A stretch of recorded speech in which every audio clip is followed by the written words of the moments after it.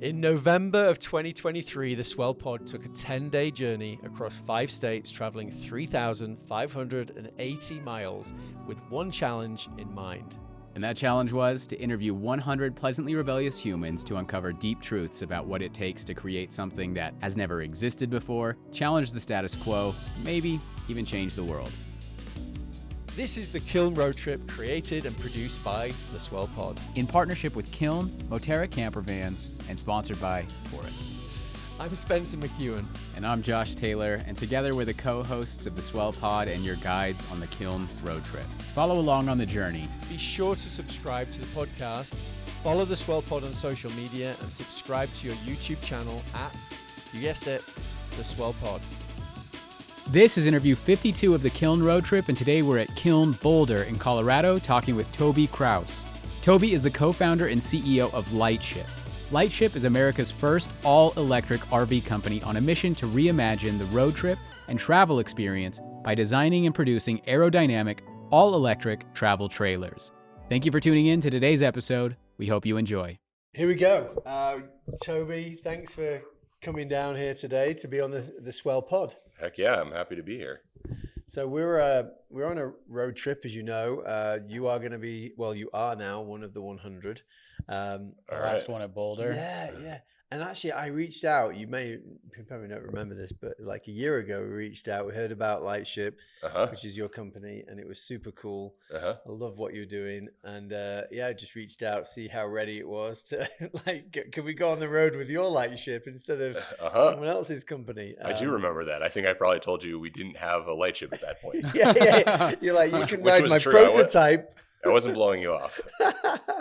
But it'd be exciting to find out a little bit more about what you're doing now. But if you can just introduce to our audience your name, but specifically what you do now and why you're so passionate about it. Yeah, I mean, I first of all love what you guys are doing, and like the idea of road trips is pretty core to what we do as well. So yeah, my name's Toby Kraus. I'm co-founder and CEO of Lightship. We're the first American all-electric RV manufacturer. Couple of us, 2 founders, were at Tesla for many years and wanted to bring electrification to a new pastime, one that we feel very passionate about. 1 in 10 American families actually owns an RV, similar to the one that you guys have parked out of Kiln today, and so it was an important one for us to work on. Yeah. And how did you stumble? I know we want to go into maybe your past as well and how you got to this point, but what was it about this particular problem that you wanted to solve? I'd say it was multifaceted. Like both Ben and I are outdoors people. We love camping. We love the outdoors. We love road trips. We started this company doing a road trip ourselves, actually towing a trailer behind a Tesla Model X. This was a couple of years ago. But yeah, I'd say how we came to the problem, why this was important to us. It was a little bit, our roots in working on electric vehicles and spending a lot of time working on fundamentally electrification of a passenger car at Tesla, and that still has some headwinds, but generally I think is going pretty well. A lot of electric vehicles are on the road today, and many more to come. And it became pretty apparent to us that electrification sort of had a what I would sort of say like a demographics problem. So like I worked at Tesla. I drive a Tesla. I love, very fond of Tesla, but not everyone is going to drive a Tesla Model X or even a Tesla Model 3 or Model Y. And if you look at our country, it's, I think maybe an obvious statement to some, maybe not to others, but pickup trucks are massively popular. Pickup trucks are king. Last year, the number 1, number 2, number 3 highest selling vehicles in the United States were all trucks. And that was interesting to both of us. And it felt like a problem that no one was really working on. And if you think about trucks and truck customers, like people buy trucks to do truck stuff. It's a bit of a different use case, and very high on the list is towing, and RVing is a really big part of that. And so us being kind of EV people wanting to work on bringing electrification to new demographics of people, this was an important objective. and then I'd say it's, you know, a big part of that too, as this is going back to like the early days of the company. If you've spent a lot of time, you guys have, you know, now been in many days in a camper, like you start to like have sort of like that experience. What you learn pretty quickly is electrification is actually like a massive sort of, you know, step change improvement in the pastime. Most RVs are going to run on generators and propane to do like the heating and the cooking, and even like, you know, running the, you know, the air conditioner heater around generator. And there's no reason it needs to be that way. You know, think about the experience of like staying in a hotel or an Airbnb, like, and how easy that is. Single fuel source, everything just works.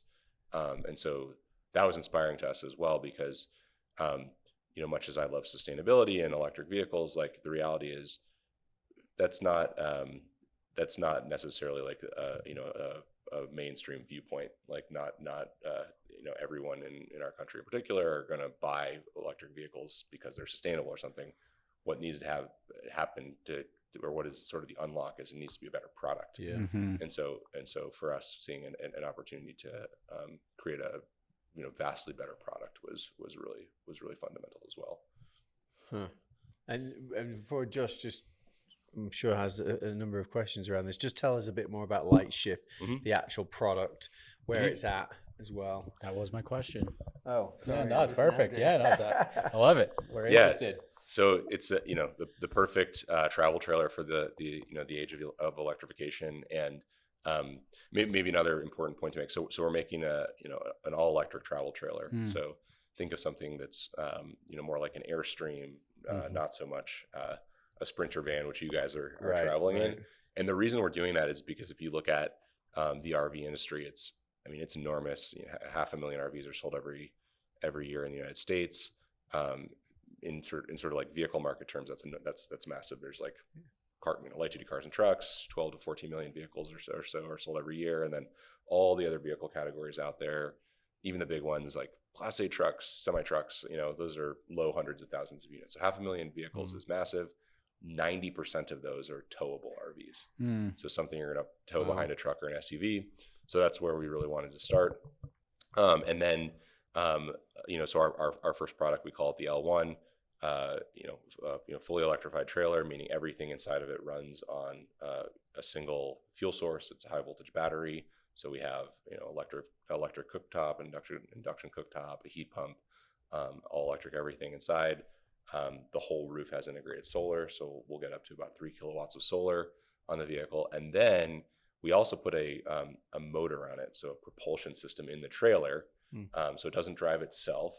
It's still something you towed, but the propulsion system allows it to basically compensate for its own mass and drag. And why that's really important is if you're towing, and this matters if you have a standard tow vehicle or if you have an electric tow vehicle, you don't experience any range or efficiency loss. So if you look at electric vehicles, a lot of electric vehicles out there, you know, are kind of converging on call it like a 300-mile range. Problem is, if you tow something with an electric vehicle, you lose like 2/3 of your range. With a Lightship, you don't lose any of that range. And then if you have a, you know, standard gas F-150 or a Dodge Ram, you experience that as you know, fuel economy loss. So you're used to getting 24 miles per gallon or something like that, and all of a sudden you're getting 9 miles per gallon.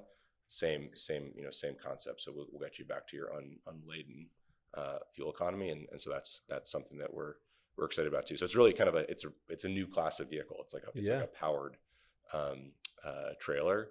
And then we know we've taken some liberties. Like we're very much, you know, building a new product from scratch, from the ground up. That's really core to our story. Like we needed to, in order to sort of make the most efficient vehicle, we couldn't just slap batteries and a powertrain into an existing platform. So what we did is we basically started from scratch. And if you look at our vehicle, it is very unique looking. It has 2 modes. So we have what we call road mode. So when you're towing it, it's you know, nice and sleek. It looks kind of like a bullet. It kind of hides in the wake of a tow vehicle. And then the entire top of the vehicle, we call the canopy, raises up when you're camping, and we call it camp mode. And then you have a vehicle that's about 10 feet tall. When you're inside of it, is, you know, 7.5 foot ceiling. It's like a kind of like more of like a residential experience, tons of open windows. So we, you know, it wouldn't be obvious that like, you know, you had to make a completely new design in order to make an electric RV. But we really decided to make something totally new. Wow. So where are you at in the process of this? I know you guys were talking just a moment ago that you had reached out, and at the time you didn't have anything. So where are you in this process? Yeah, I think when you guys reached out, we were pre-launch, so okay. We weren't you know, like in stealth or whatever. But but we hadn't revealed what our product was, and that was why we weren't able to hook you guys up with it. But so where we're at is we're about a 50-person team. We're based in sort of split 50-50 between Colorado and the Bay Area. Mm-hmm. We are moving into our pilot production facility here in about 2 months, which is going to be in Broomfield, Colorado. And shortly after you reached out, so this spring we unveiled the product, mm-hmm. The L1 that was at South by Southwest in Austin, and that was what we showed there was really what we'd call kind of like an alpha vehicle, a full sort of production concept vehicle. Looks like, feels like, it's fully functional, but it is not a highly durable production supply chain product at that point. And then over the last several months, we have then been, really hard at work doing sort of like the full engineering development of that vehicle. So, the product concept is the same.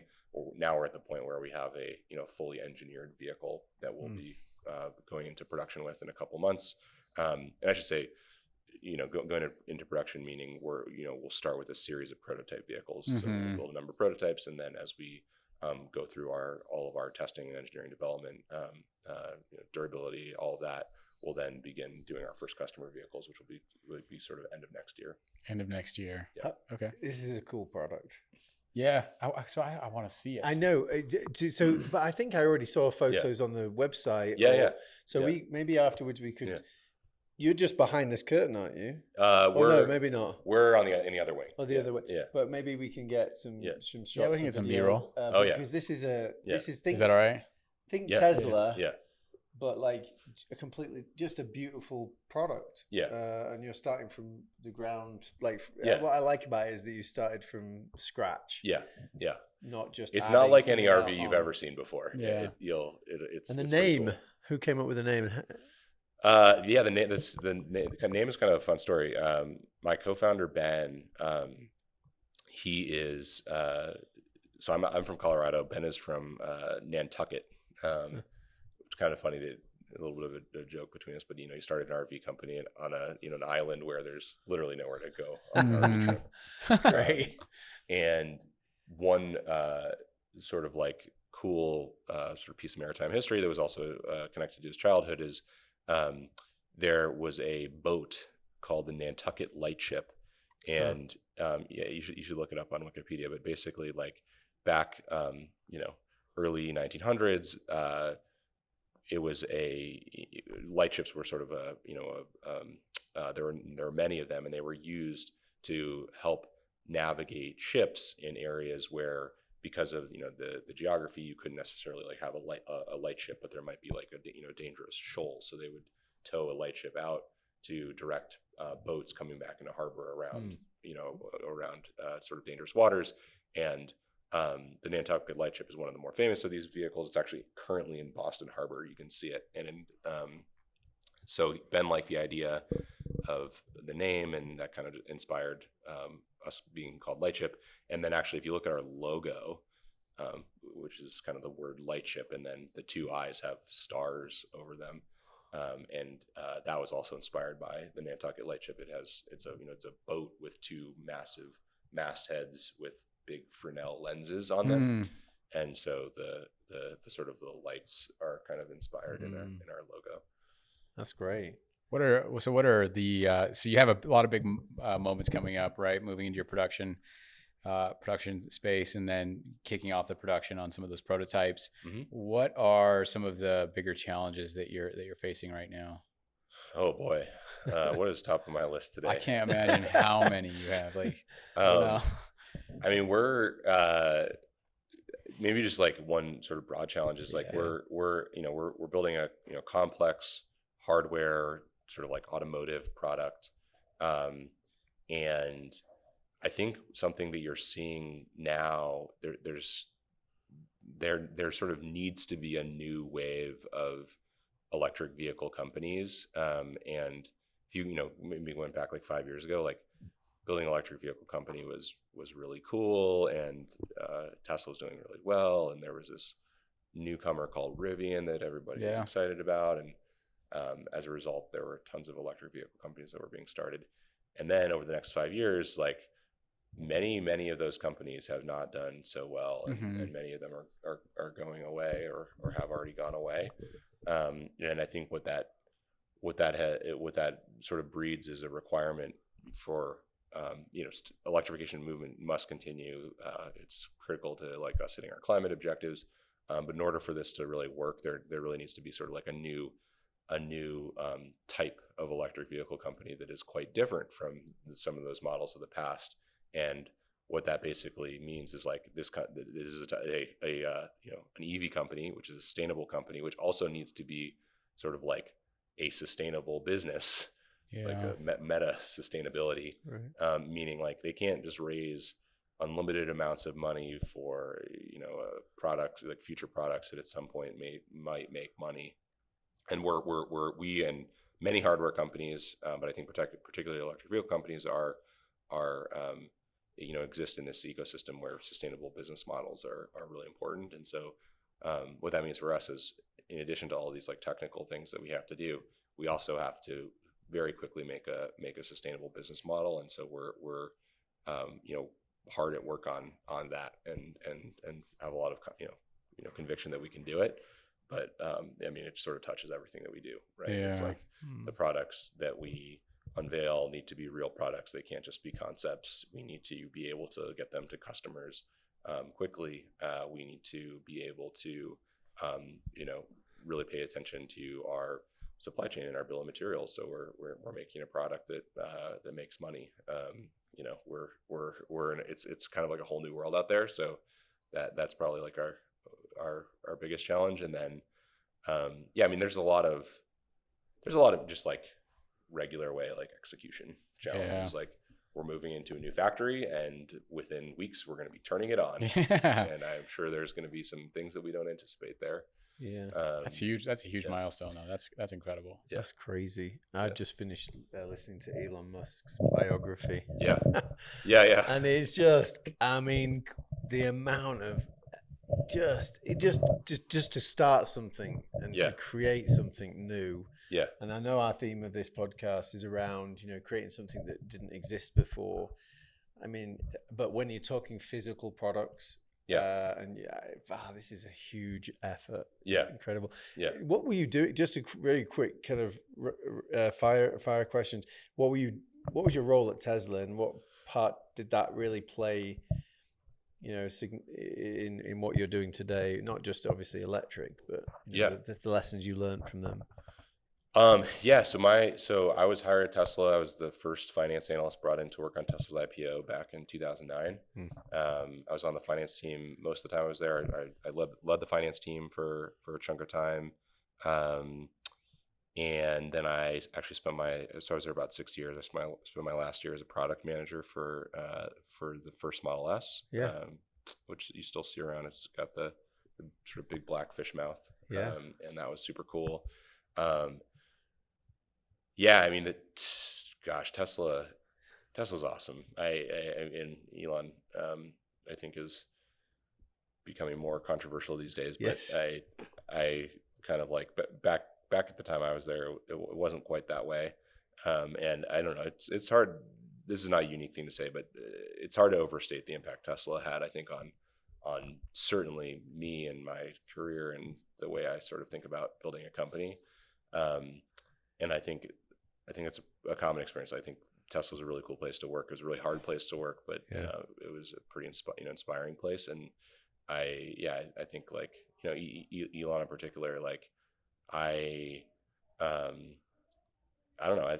I always was really kind of inspired by, like, I think he he really wanted to, and still to this day wants to like make a difference. Like he wants to save humanity from themselves, save humanity from itself, I guess. Yeah. And, I think the mission of Tesla was to like, I think their stated mission is basically like, to create a more sustainable future, like bring, automotive, into the electric age, and, be sort of like the impetus for all cars being electric. Like they don't necessarily have to sell every car, but they want to be the reason all cars go electric. And it seems like that's playing out pretty well. Yeah. And I think Lightship, I think is pretty directly connected, and is like a part of that broader goal. In that we're working on a product that is like massively popular. It is focused on like I was saying, like a new segment, new demographic. I think if we're successful, we will enable companies like Tesla and Rivian and Ford and others to really penetrate deeply into new product categories. And frankly, what I would say is probably the most important product category in the US. So yeah, I don't know. I'd say Tesla was definitely left its imprint on me for sure. Have they shown interest since? Do you know what you're up to? I know that they're busy company. We have so many like close friends and stuff there, but I don't think it would be fair to say like, that Tesla's just so big now, and Tesla I think has always like had their view of like, they don't do a lot of like partnerships. They sort of like have, we do it. We sort of like, we do things ourselves. Right. So I'd say there's a lot of like friendships there, but there's not like a formal, not going to come along and buy you. Relationship. I don't expect that will happen. No. Yeah. Before we get into the rest of the episode, we want to thank the partners and sponsors who made the Kiln Road Trip possible. The Kiln Road Trip is brought to you by Kiln. Kiln is a boutique co-working and flex office community with 13 locations in 6 states across the West, dedicated to providing innovative workspaces that empower your team to thrive. Whether you're a solo visionary or an enterprise-level team of up to 100, Kiln transcends being merely a place to work. It's a hub for learning and connecting with like-minded professionals that will make you and your team love where you work. And if you haven't stepped foot inside a kiln yet, you really need to. On this road trip, we visited every single location, and trust us when we say once you see these beautifully designed spaces, meet the talented team, and connect with fellow members, you won't want to work anywhere else. Locations include Utah, Colorado, Idaho, Oregon, California, and Arizona. And they're growing too, with multiple locations set to open in 2024. Yeah, so be sure to check out the kiln locations nearest you by booking a tour at kiln.com and answer Swell in the question, how did you hear about us? Once you complete the tour, you'll be entered into a competition where you could win a 1-year membership, their club membership at Kiln. Yep, you heard that. That's kiln.com, book a tour, and be sure to mention Swell in the question, how did you hear about us? The Kiln Road Trip is also brought to you by Moterra Campervans, a luxury campervan rental company for iconic road trips. Their top-of-the-line vans are available at 7 locations located near America's best outdoor adventure destinations. They have consistently earned the highest customer ratings in the industry, making Moterra Campervans your gateway to adventure without sacrificing on comfort or service. That's true, and initially we wanted to take this journey in a 1960s VW bus, but thankfully we found Moterra instead. With 3 van options, we took the Pop Top Classic, which sleeps 4 and is best for those who want to maximize floor space and storage. This was critical for us because it needed to sleep the entire crew, we needed space to edit, and we were traveling with large amounts of equipment, luggage, and other goodies that we picked up along the way. And this van took us through all 3,580 miles of the trip. Super comfortable and sweet to drive. And actually, Moterra offers fully planned itineraries if you'd rather leave the planning to someone else. Visit gomoterra.com/swell. That's gomoterra.com/swell. This episode is also brought to you by Taurus. Taurus is leading the charge in home energy storage. Taurus makes it easy to achieve energy independence and a greener tomorrow. The Taurus station provides everything you need to generate clean power, efficiently store electricity, and easily manage your energy use. And installing a Taurus station offers plenty of benefits, including save money on your electricity bill, Also, ensure energy security with backup power during outages. reduce carbon emissions with renewables, You can also automate EV charging and HVAC systems with 100% renewables. and enjoy unrivaled system monitoring and support. If you like the sound of those benefits, get a quote to build your Taurus station in less than 30 seconds. Super easy at taurus.co. That's TORUS.co. Now, let's get back to the episode. This has been so fascinating. We want to see those pictures. Last few questions. Go for it. I would say, just from a perspective of Kiln, how important has been to you? Why are you at Kiln? Yeah, Kiln has been awesome. Going back a couple of years ago, like it was just myself and one other team member. Her name's Haley, and we wanted to find a place where when you're two people, it's and I think actually from 2 to we're now in this office like about 25. Yeah. You only start to get like critical mass on building culture at maybe like 20 people or something like that. And so Kiln's been cool because it's been just like, flexible workspace, and that like, we went from I think it was like a 4-person office to another bigger 4-person office to like an 8-person to a 10-person to a 12-person to now 2 12-person people offices. Wow. So it made a lot of sense for us for a company like us that was growing quickly. And then even more important than that, that's kind of like some of the mechanics was the culture. Like we've been able to, sort of like coast on the coattails of like, the culture of this space, when we weren't able to like, create it organically simply because of our size. Right.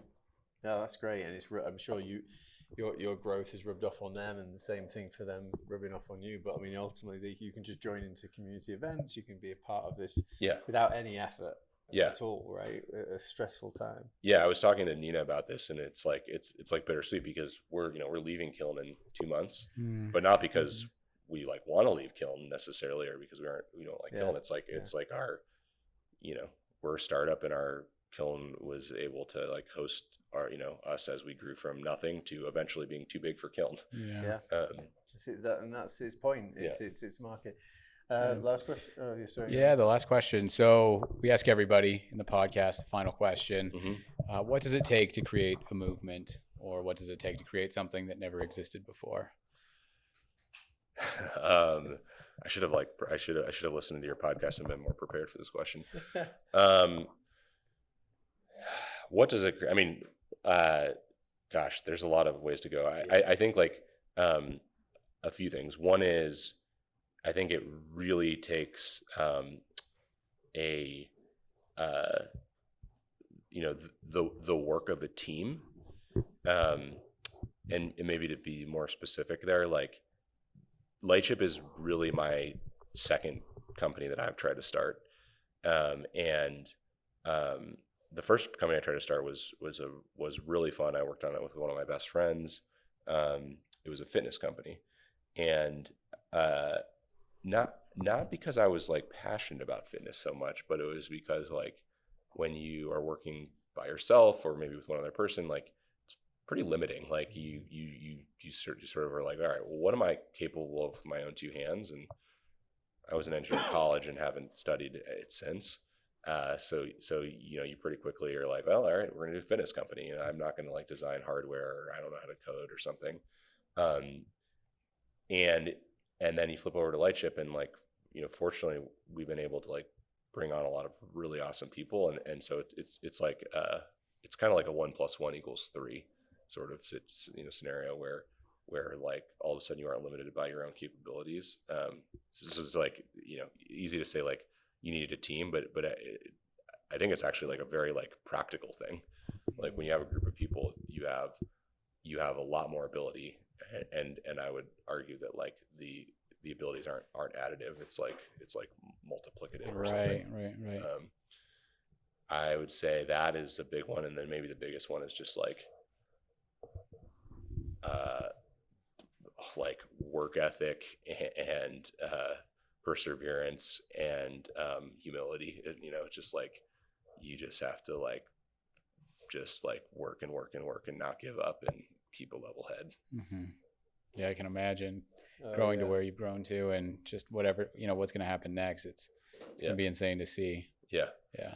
Yeah. I had many moments at Lightship where I take a step back and I'm like, wow, I can't believe we've accomplished what we've accomplished. Yeah. And then I also have many moments where I look ahead and I'm like, wow, I can't believe what we still have to do. This was great, though. Yeah. This was thank fantastic. you so much for being one about 100. I think this was a critical one. Thanks for tuning in to today's episode of the Kiln Road Trip. Be sure to follow along on the rest of the journey, and you can do that in 2 ways. 1, subscribe to the podcast, whether you're listening on Apple, Spotify, or maybe even watching on YouTube, and follow along on all of our social media platforms, whether you're on LinkedIn, Instagram, Facebook, Twitter, or TikTok, at the Swell Pod. Thanks again, and we'll see you in the next episode.